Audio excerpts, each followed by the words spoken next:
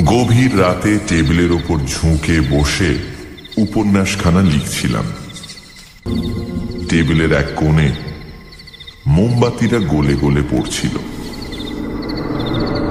হঠাৎ চোখ তুলে দেখি প্রেত সামনে এসে দাঁড়িয়েছে। কলম রেখে দৃঢ় স্বরে বললাম, আমি পারবো না।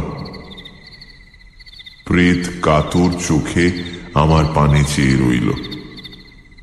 মিনতি ভরা গলায় বলল, আপনি দয়া না করলে আমার আর উপায় নেই।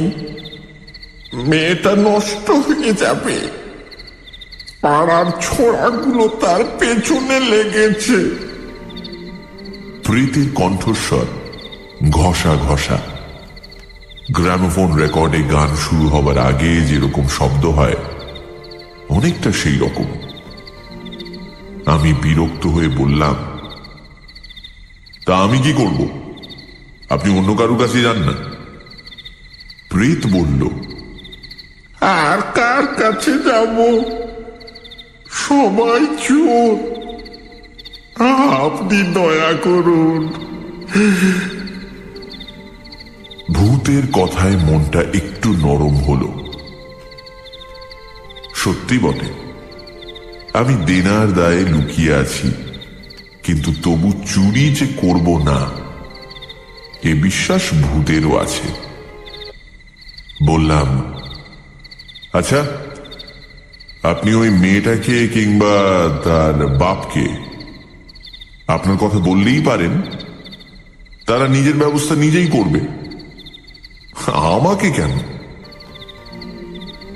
প্রেত একটি গভীর নিঃশ্বাস ফেলল। মোমবাতির শিখা একটু নড়ে উঠল। সে বলল, চেষ্টা কি করিনি? আমাকে দেখেই ভয়ে হাউ মাউ করে উঠল। তারপর বাড়িতে ওঝা ডেকে ঝাড়িয়েছে। ওদিকে আমার আর যাবার উপায় নেই। রাত প্রায় 12টা।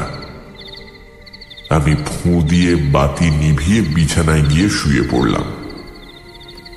প্রেত সঙ্গে সঙ্গে এসে তক্তপোষের পাশে বসল। করুণ স্বরে বলল, দয়া করুন, আপনার কল্যাণ হবে। বড় বিপদে পড়েছি। আমি একজন সাহিত্যিক, বাজারে নাম হয়েছে, কিন্তু নাম হলেই সাহিত্য বাজারে টাকা হয় না। ফলে একদিন যারা বন্ধু ছিলেন তারা মহাজন হয়ে দাঁড়িয়েছেন। আমাকে দেখলেই মুখ ভার করেন কিংবা তাগাদা করেন। বন্ধুত্বের দাক্ষিণ্য যখন একেবারে শুকনো হয়ে গেল, তখন স্থির করলাম কলকাতা থেকে অন্তত কিছুদিনের জন্য গা ঢাকা দেব। ভাগ্যক্রমে একজন প্রকাশক একটি উপন্যাস লেখার বরাত দিলেন। কিছু অগ্রিমও আদায় করলাম। সেই অগ্রিমের টাকা নিয়ে কলকাতা থেকে সরে পড়েছি এবং পশ্চিমবঙ্গের একটি শহরে জীর্ণ খোলার ঘর ভাড়া নিয়ে বাস করছি।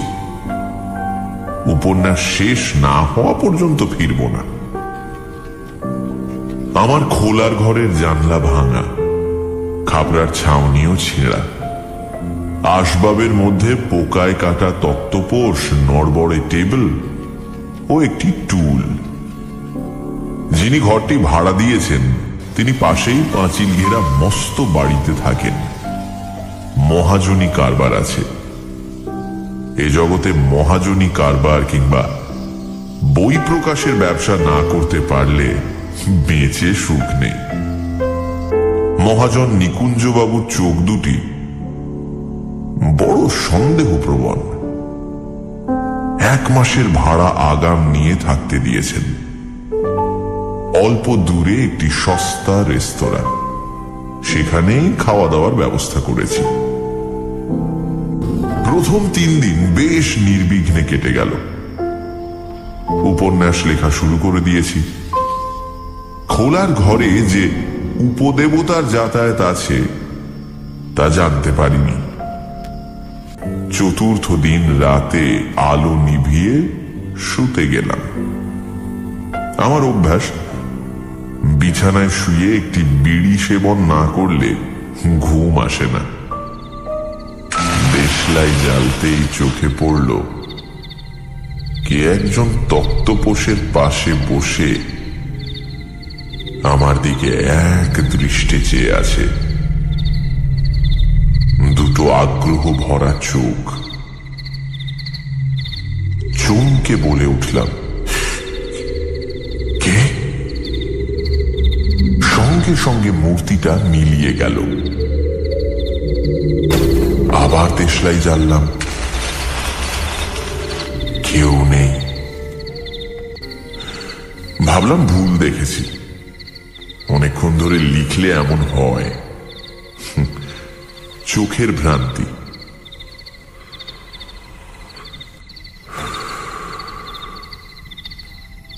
বিড়ি খেয়ে ঘুমিয়ে পড়লাম।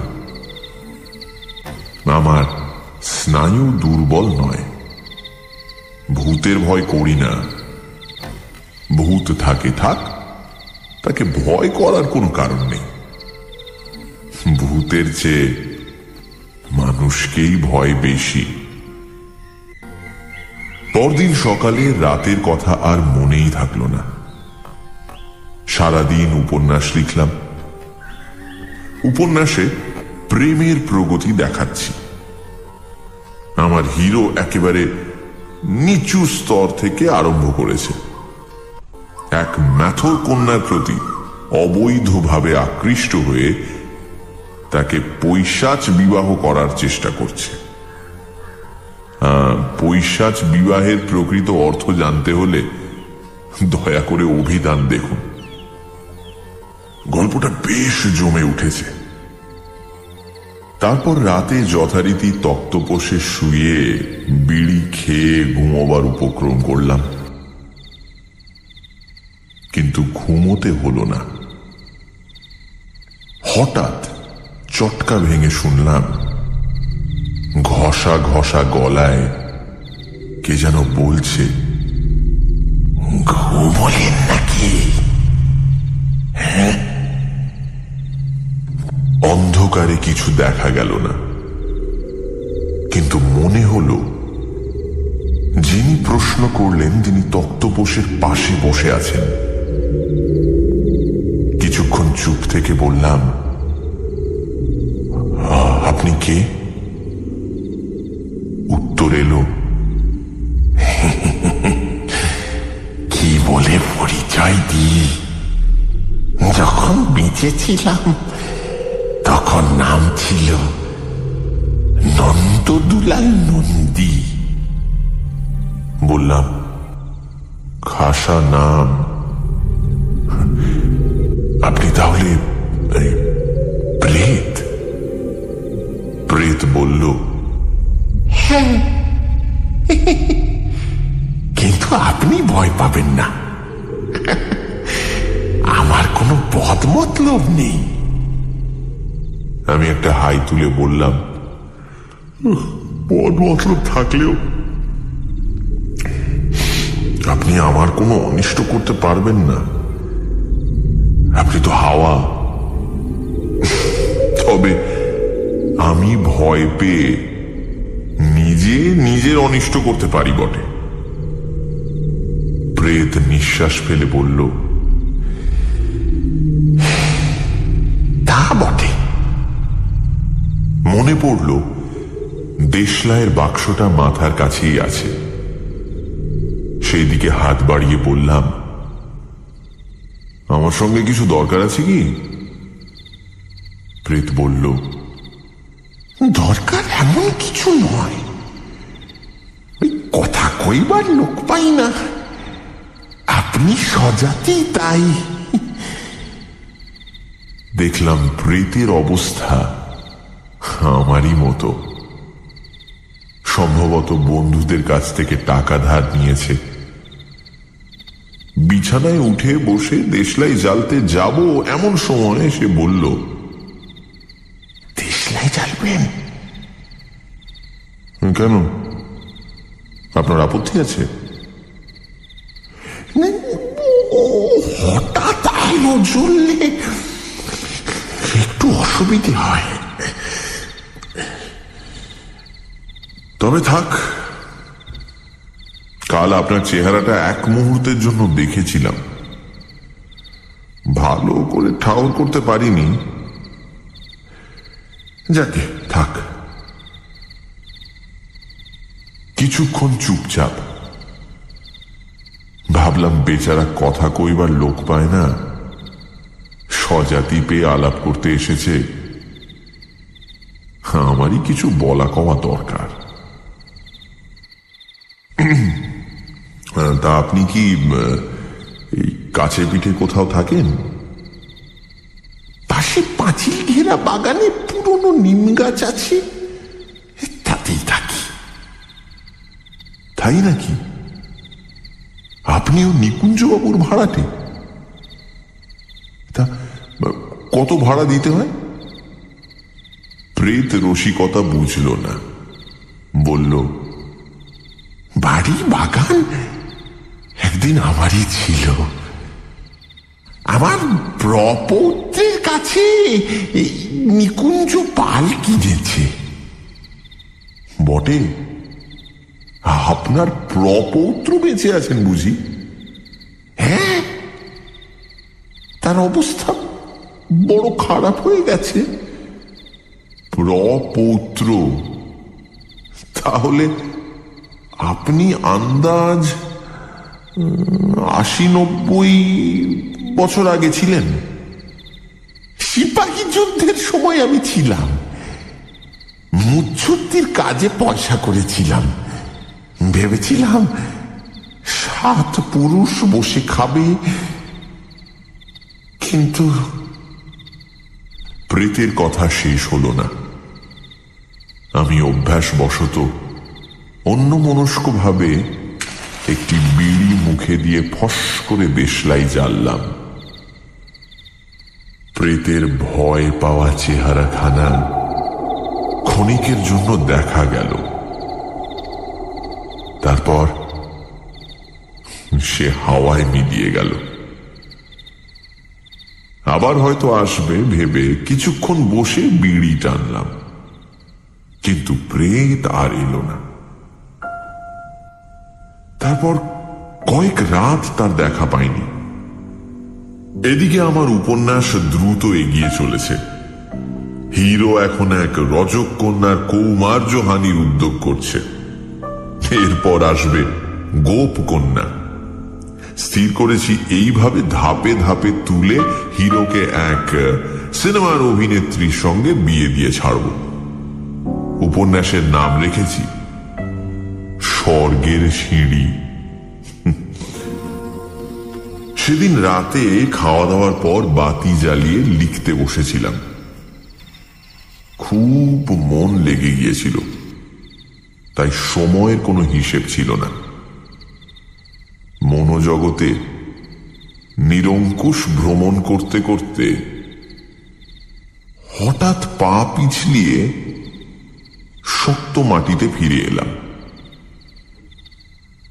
দেখি টেবিলের অপর পারে দাঁড়িয়ে প্রেত মিটিমিটি হাসছে।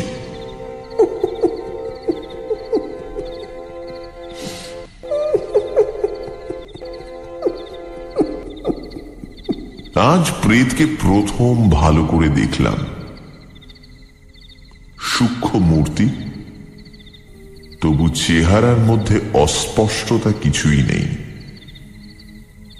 গায়ে ফিতে বাঁধা মেরজাই, মেটে মেটে রং, সরু পাকানো গোঁফ, চোখ দুটি সজাগ, প্রাণবন্ত। বয়স আন্দাজ ৫৫। নিতান্তই সেকালের বাঙালি চেহারা। প্রেত বলল, কি লেখেন এত? বললাম, উপন্যাস। সে কাকে বলে? আমাদের সময় তো ছিল না।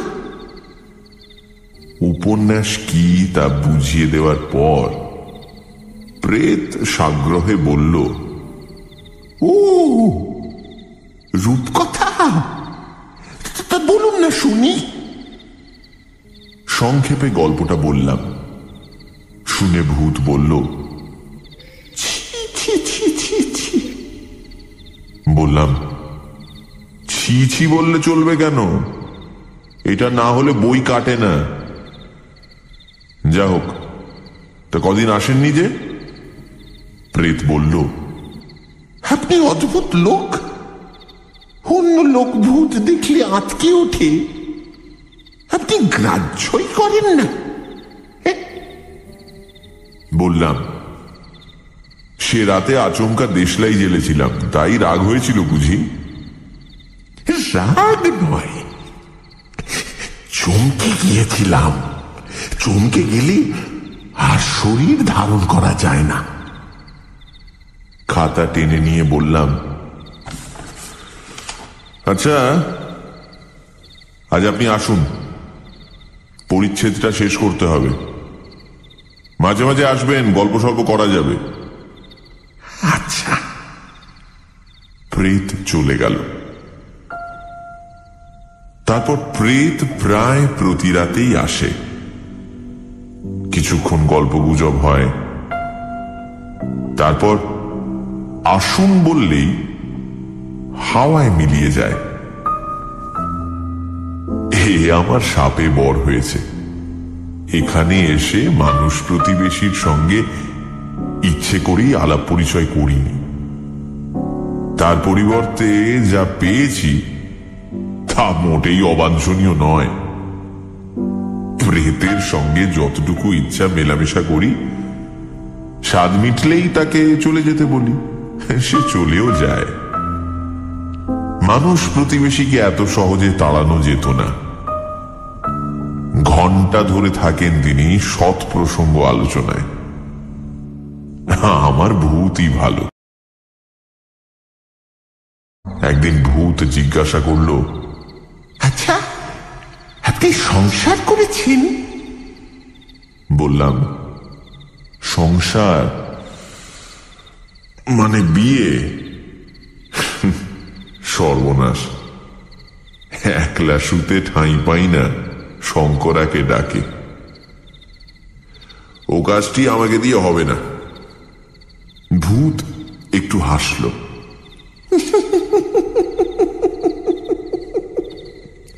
কিছুক্ষণ যেন অন্যমনস্ক থেকে হঠাৎ বলল,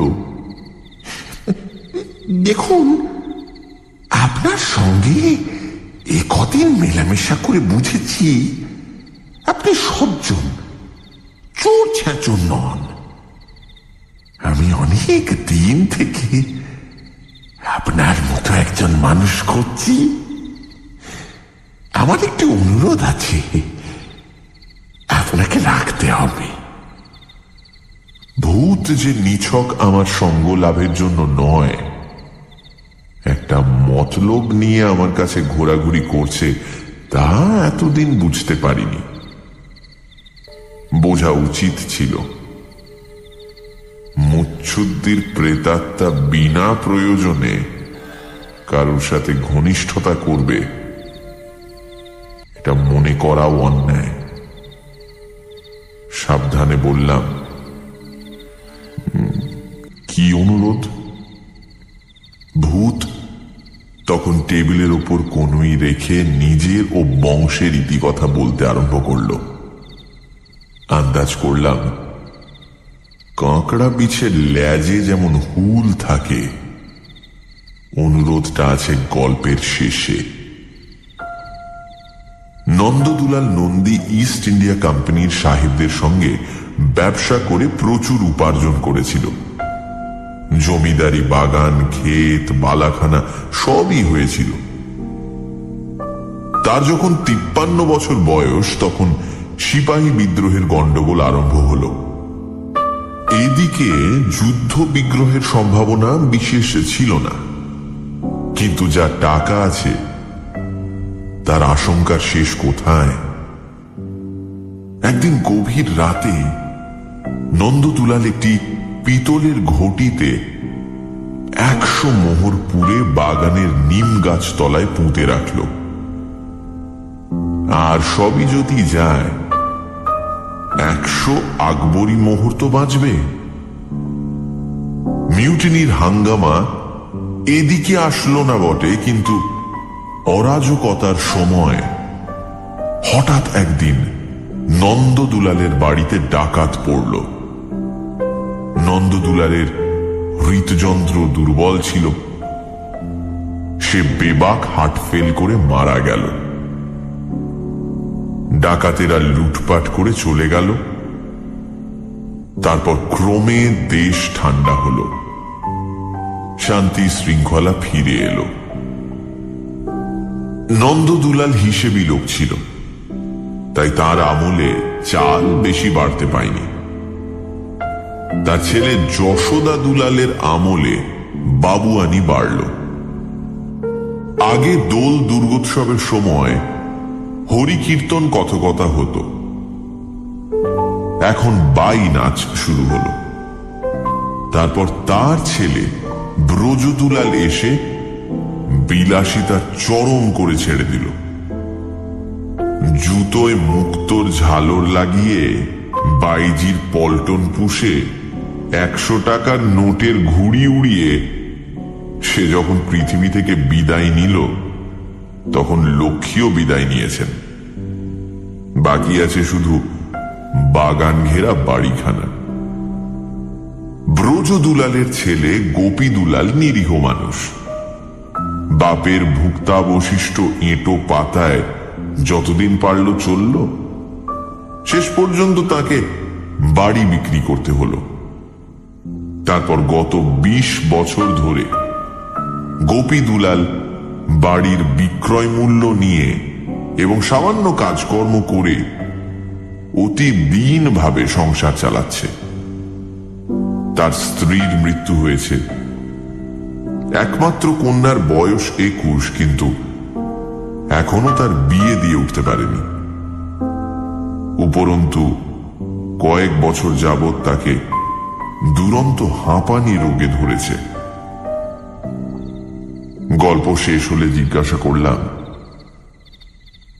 আপনার প্রপৌত্র মানে গোপী দুলাল বাবু এখানেই থাকেন?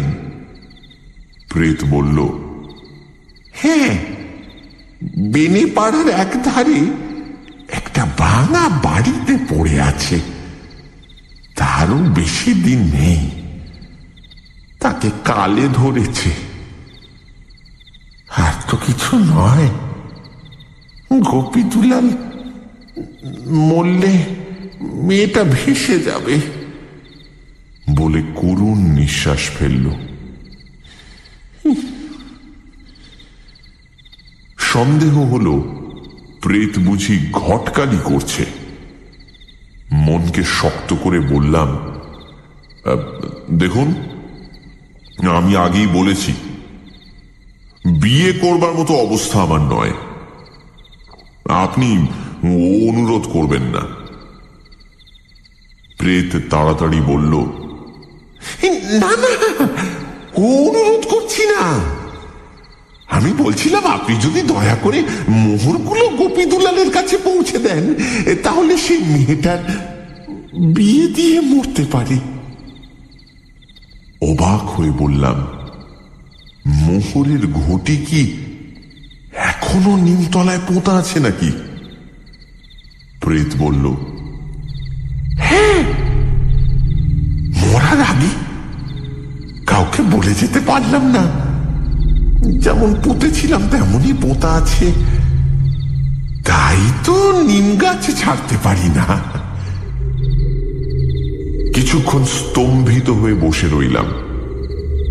আশ্চর্য এই যে ভূতের কথায় তিল মাত্র অবিশ্বাস জন্মালো না। 100 আকবরী মোহর। আকবরী মোহরের দাম কত জানি না, কিন্তু বর্তমানকালে 100 মোহরের দাম 10,000 টাকার কম হবে না। ক্ষীণ কণ্ঠে বললাম,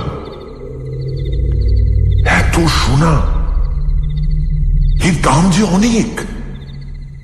ভূত বলল, সেই জন্যই তো কাউকে বিশ্বাস করতে পারিনি।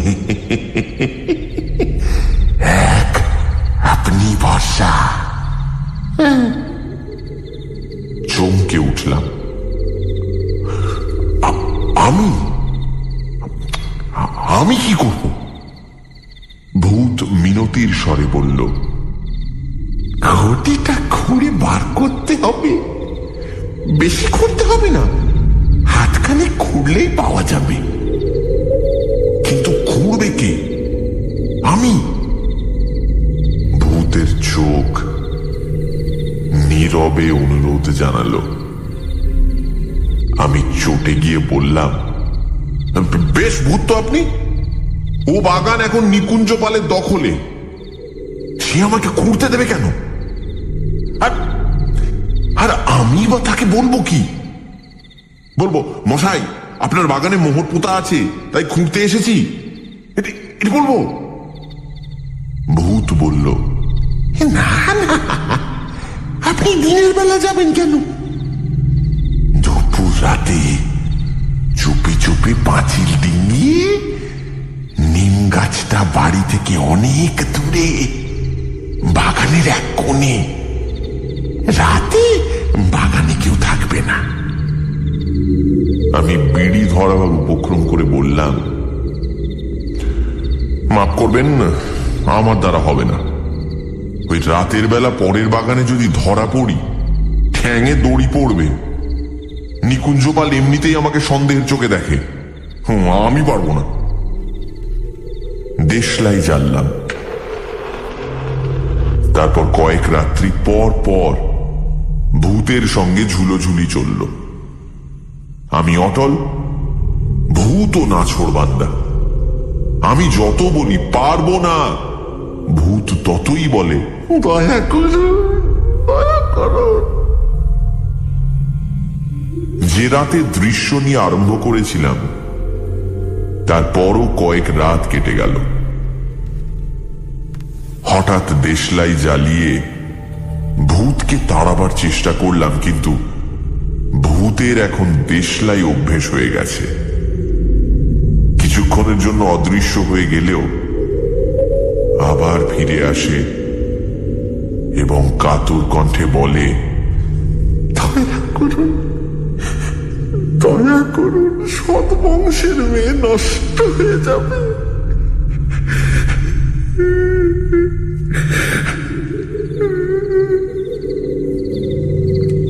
আমার অবস্থা সঙ্গীন হয়ে উঠল। রাতে ঘুম নেই, সারা রাত ভূতের সঙ্গে তর্ক করি, উপন্যাস লেখা বন্ধ হয়ে গেছে। একদিন মরিয়া হয়ে বললাম, বেশ রাজি আছি, কিন্তু আমাকেও মোহরের ভাগ দিতে হবে। ভূত মুচ্ছুদ্দি। সে খানিক বিবেচনা করে বলল, বেশ, আপনি 5% দালালি পাবেন। 5খানা মোহর আপনার।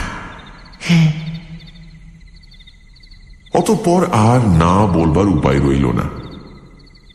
5খানা মোহর মানে 500 টাকা। 500 টাকার জন্য অতি বড় দুঃসাহসিক কাজ করবেন না এমন সাহিত্যিক কজন আছেন? আমার দুঃখ এই যে বাকি 95টি মোহর হজম করতে পারবো না।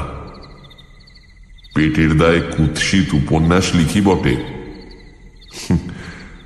কিন্তু চুরি করতে পারবো না। তাছাড়া চুরি করে যাব কোথায়? নন্দদুলাল মুচ্ছুদ্দির হাত এড়াবো কি করে? রাত 2:30টার সময় প্রেতের পেছন পেছন বাইরে গেলাম। আকাশে কৃষ্ণপক্ষের এক ফালি চাঁদ ছিল। তারই আলোয় পাঁচিল টপকিয়ে নিকুঞ্জ পালের বাগানে ঢুকলাম। ভূত দেখে যা হয়নি তাই হলো। বুকের ভেতর দুমদাম শব্দ হতে লাগলো। ভূত দেখিয়ে দিল এক জায়গায় কয়েকটা কোদাল শাবল পড়ে রয়েছে। একটা কোদাল তুলে নিলাম। ভূত পথ দেখিয়ে নিম গাছ তলায় নিয়ে গেল। নিম গাছ তলায় একটা জায়গায় আঙুল দেখিয়ে ভূত কোমরে হাত দিয়ে দাঁড়িয়ে তদারকি করতে লাগলো। আমি খুঁড়তে আরম্ভ করলাম। চারিদিকে নিশুতি, কোথাও সাড়া শব্দ নেই। মনে হলো আমিও মানুষ নই, কোন সূক্ষ্ম জগতের বাসিন্দা। আধ ঘন্টার মধ্যে ঘটি নিয়ে নিজের ঘরে ফিরে এলাম। ঘটির গায়ে সবুজ রঙের কলঙ্ক, কিন্তু ভেতরে 100 নিষ্কলঙ্ক আকবরী মোহর ঝকমক করছে। ভূত আত্মাভিমান সহ একটা ভুরু তুলে বলল, কি বলেছিলাম? আমার গায়ে তখন কালঘাম ঝরছে। ফস করে দেশলাই জ্বালিয়ে আমি একটা বিড়ি ধরালাম। ভূতকে বেশি আশকারা দেওয়া ভালো নয়। পরদিন সকালবেলা আবার ঘটি খুলে দেখলাম স্বপ্ন নয়, মায়া নয়, মতিভ্রম নয়, সত্যি 100 মোহর। তার ভেতর থেকে 5টি মোহর সরিয়ে রেখে 95টি পুঁটলিতে বেঁধে নিয়ে বাইরে বেরোলাম। আর দেরি নয়, সোনার মোহ বড় মোহ। বেশিক্ষণ কাছে রাখলে হয়তো লোভ সামলাতে পারবো না। বেনে পাড়ার এক প্রান্তে গোপী দুলালের বাড়ি খুঁজে বার করলাম। নোনা ধরা চটা ওঠা বাড়ি, তার সামনে ঝাঁকড়া চুলো একটি ছোকরা শীষ দিতে দিতে পায়চারি করছে। আমি দরজার কড়া নাড়তেই ছোকরা আমার দিকে তীক্ষ্ণ দৃষ্টি ছুঁড়ে কেটে পড়ল। একটি মেয়ে এসে দরজা খুলে দিল। তারপর অপরিচিত ব্যক্তি দেখে একটু ভেতর দিকে সরে গিয়ে চোখ নামিয়ে দাঁড়িয়ে রইল। মৃদু স্বরে বলল, কাকে চান? বাবা বাড়ি নেই। বুঝলাম গোপী দুলালের আইবুড়ো মেয়ে। গায়ের রং ফর্সা, মুখখানি নরম ও সুশ্রী, সর্বাঙ্গে ভরা যৌবন, কিন্তু চোখে মুখে আতঙ্ক, যেন নিজের যৌবনের ভয়ে সবসময় ভয় পেয়ে আছে। পরনে বোধ করি বাপের একখানা আধময়লা ধুতি, গায়ে ব্লাউজের অভাব ঢাকা দেবার জন্য আঁচলটা বুকের ওপর 2 ফের করে জড়ানো। আমার গলা কে যেন চেপে ধরল। গলা ঝেড়ে বললাম, এটা কি গোপী দুলাল বাবুর বাড়ি? হ্যাঁ। তিনি বাড়ি নেই? কখন ফিরবেন?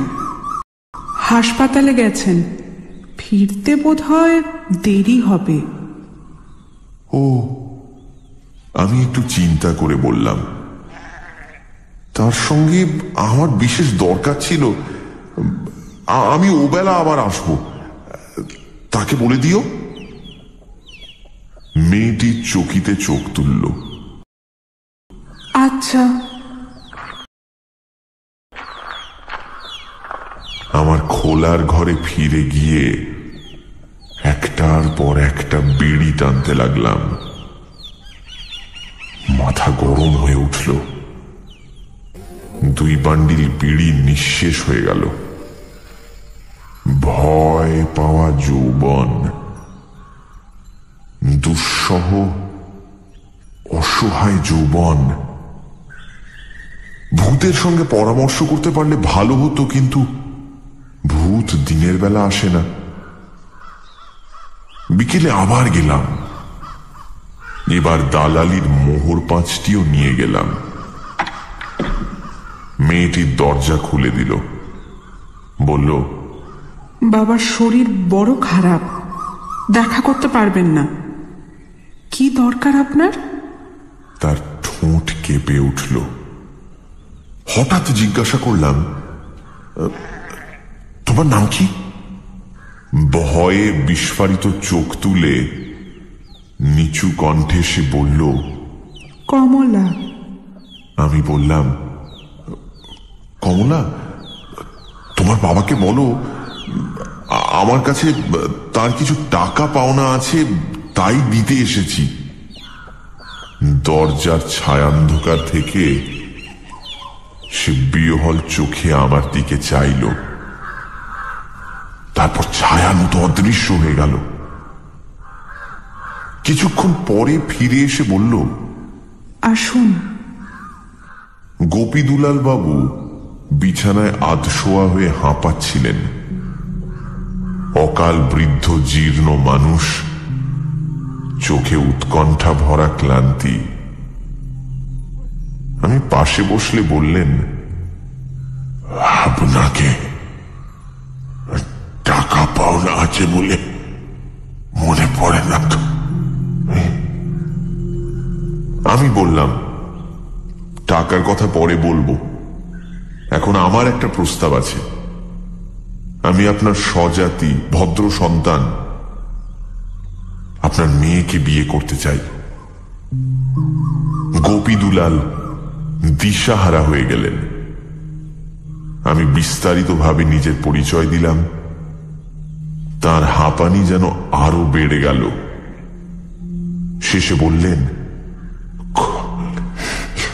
কমলার বিয়ে দিতে পারবো, হে আমার আশার অতীত।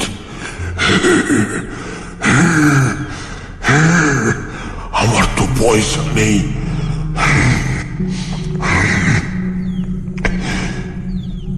আছে বই কি, এই যে, বলে আমি পুঁটলি খুলে 100 মোহর তার সামনে ঢেলে দিলাম। কমলাকে বিয়ে করেছি।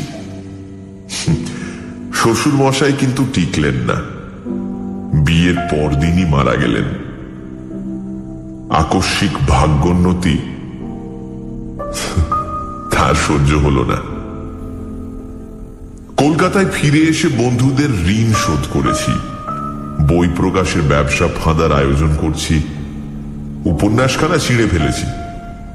এবার একখানা রোম্যান্স ভরা ভদ্র উপন্যাস ধরব, যা পড়ে কমলা লজ্জা পাবে না। নন্দদুলালের সাথে আর একবার মাত্র দেখা হয়েছিল। আমি বলেছিলাম, কেমন খুশি হয়েছেন তো? নির্লজ্জ প্রেত চোখ টিপে মুচকি হেসেছিল।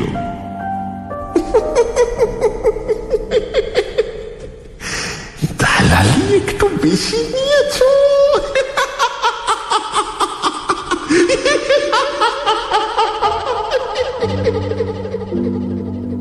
বলে অদৃশ্য হয়ে গিয়েছিল। ভূতের কৃপায় আমার ভবিষ্যৎ এখন বেশ উজ্জ্বল।